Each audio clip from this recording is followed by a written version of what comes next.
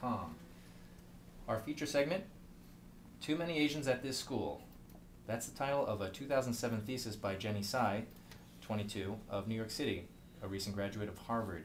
In it, Ms. Tsai explores the racialized perceptions and identity formation of Asian students at U.S. public magnet high schools. The thesis has found many readers, academic and non-academic alike, and was recently the subject of a Washington Post editorial. Ms. Tsai is in the studio with us today to talk about her research and findings. How you doing? Doing well. Hi, Jenny. Hi. Thanks for joining us. Thanks for joining us. Thanks for having me. Mm-hmm. Now, the title is sure to raise a few hackles. Please tell us what it means. So senior year, I was student body president at my high school, Hunter College High School, and I had weekly meetings with the principal. And one of the issues we talked about was the Asian population at Hunter, which is a magnet school in New York City. And I think when I entered Hunter, the Asian population was maybe around 20–25%. And by my senior year, the incoming 7th grade class was 40%.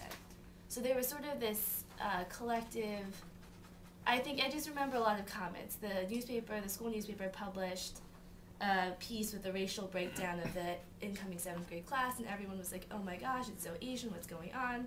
And my principal was sort of concerned, and he was Jenny, a quick question. Yes. So this is 7th through 12th? It's a 7th through 12th school. Okay. Yes, sorry. And it's not broken up. That's a continuum. It's a continuum. You take the test in 6th grade. Your eligibility for the test is based on your citywide test scores in 5th grade. Okay, please continue. So essentially, we had these weekly meetings, and my principal was concerned and talked about maybe changing the admission structure. So it used to be you took the test, you got in, that was it, right? He was considering changing it to a quota by district, and one of his big reasons for it was that he felt like there were other minorities, blacks and Hispanic students, who were underrepresented at the school. A lot of other people felt like that was just an excuse for him, like, why not target the white students at the school who were also, I guess, in excess? Why the Asian students as a target of that discussion? So I feel like that became a theme for my thesis because I felt like that was something I heard over and over again. There are too many Asians here. Okay, now, Jenny, what is your definition of a magnet school?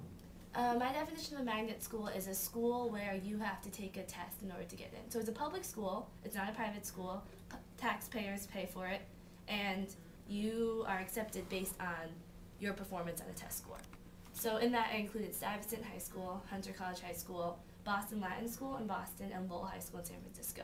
There are many others, I just chose those 4 as I had easiest access to people who went to those schools. Okay, now, Jenny, this thesis was for your bachelor's degree with honors. Yes. Now, what compelled you to choose this subject? I mean, you're a few years out of high school, and at the time you were studying, what were you studying? At college? Yes. Social studies. Okay, now, why did you think this subject was so important to address?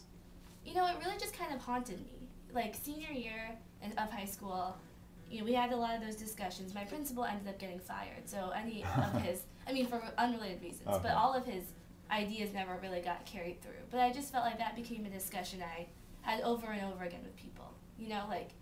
Just lots of themes. People talking about, a lot of my friends volunteered for Red Cross in high school in New York City. It was a very, and they were all like, a service organization. It's a service organization. Okay. And they were all like, there are too many Asians doing Red Cross, they can't do Red Cross anymore. There was sort of this constant need among, I felt, Asian Americans who felt like they needed to distinguish themselves because wherever they went, there were too many of them. There are too many Asians playing violin. There are too many Asians playing tennis. There's too many Asians doing this.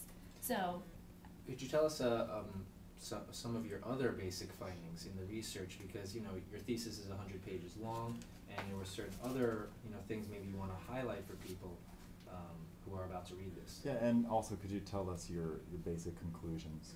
yeah, so basically I interviewed 27 students who were alums of these 4 high schools who were current students at Harvard, with the exception of my younger brother, who was not a current student at Harvard.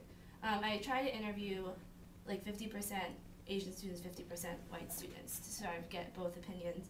And I think one of the things I just came up with was just how aware the Asian students were of their choices and how they were very aware that doing things within the school community that were considered to be white would place them in an elevated status.